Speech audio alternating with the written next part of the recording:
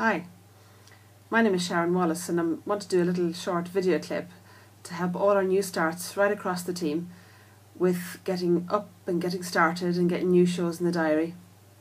When you get started, clearly it's friends and families that help you out and host shows. In doing that, as well as helping you get your business off the ground, they're also going to get lots of free products because the host benefits that Pampered Chef offer are quite exceptional, and we're known in the industry as one of the most generous. That's a great perk, let me tell you, to be able to offer to your friends and families, neighbours, people you know from work. But sometimes when we ask people, would they consider hosting a show? Again, there's different ways of asking them. And we can put it in one frame of mind going, like, oh, please, would you do me a massive favour, host a Pampered Chef show for me? I'd be so grateful. And quite often, we sometimes hear people saying, oh, I don't suppose you'd host a Pampered Chef show for me, would you?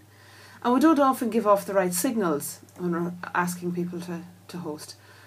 Or are we offering people the chance to get some fantastic products into their kitchen, and at the same time, we benefit as consultants? So when you get started, it's saying to people, you know, I'd love to be in a position to help you put 80, £100 worth of free products into your kitchen. Would that be something you'd be interested in? Or saying to somebody along the lines of, do you know, I've started this new Pampered Chef venture, I'm really excited about it. I'd so love you to be part of the start of something I think is going to be really significant for me, my family.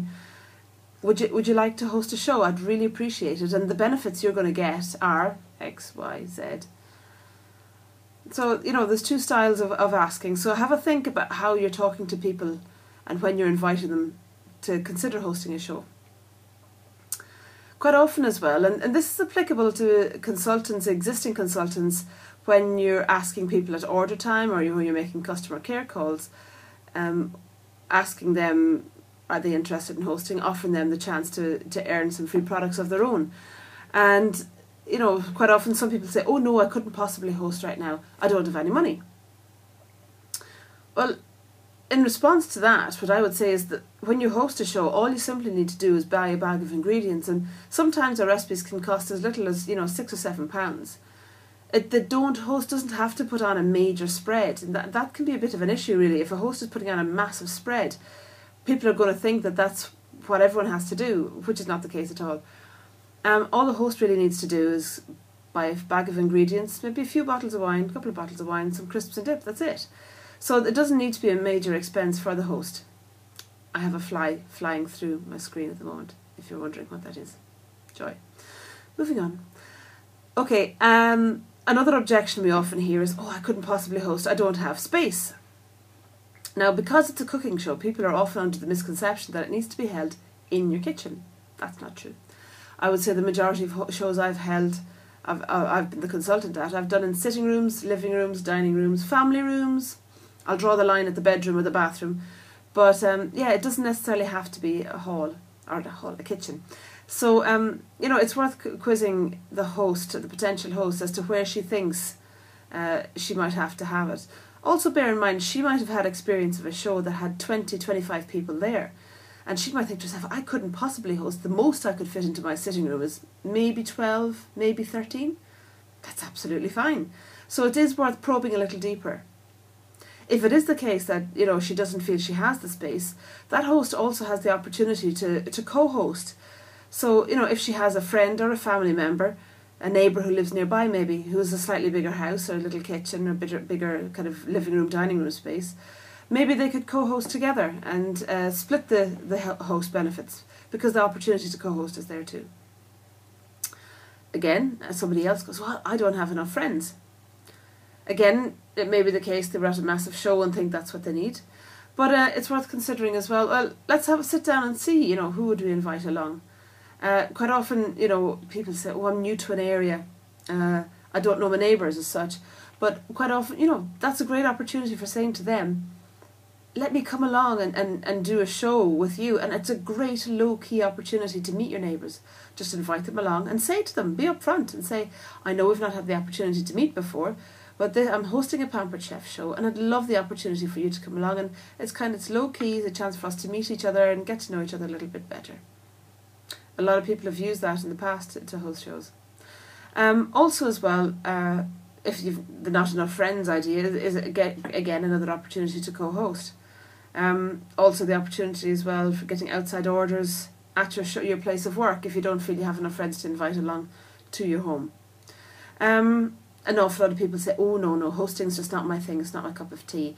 I'd hate for my friends, to come and shop and me to benefit.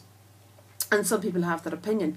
My response to that one is always, excellent, you sound like an ideal candidate for one of our fundraising shows.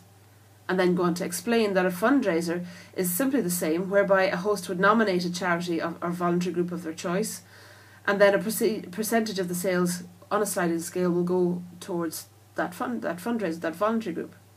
I've had people who have started off before with the team, and what they've done is they've done a mystery fundraiser where all the guests come along. They each have to bring along a voluntary group or charity of their choice, and that goes into the batter bowl if you're not using it. Yes, a clean one would be better. And then at the end of the night, after all the sales have been taken, they pick out one name, and that's who the fundraiser is for. That's a great idea, a mystery fundraising show. And another objection you may come across is the fact that I'm not interested in cooking, and my friends don't like to cook. Well, do they like to socialise? Pampered Chef isn't just for cooks, it's for people who just enjoy getting together for food. That's why Pampered Chef was started off by Doris Christopher. She wanted to bring people together over food just to share their experiences, share their day, enjoy some fun and some chat. And, we don't need to have a room full of cordon bleu cooks to host a show. That's rarely been the case, let me tell you, nearly 600 shows. We've had all sorts, from those who just simply like the the trifle bowl. Or those who just simply like shoving pizzas onto medium round stone and popping that into the oven. So hopefully that's given you a few ideas with regards to handling objections. So people who say they have no money, people who say they have no space, not enough friends, they're not into that kind of thing, or they simply don't like, they're not interested in cooking. So I hope you found a few ideas there, and use them, feel free. Like I said, it's those who are interested in getting started as well, and equally for those who are objection handling at order time. So anyway, hope you like it. Bye for now.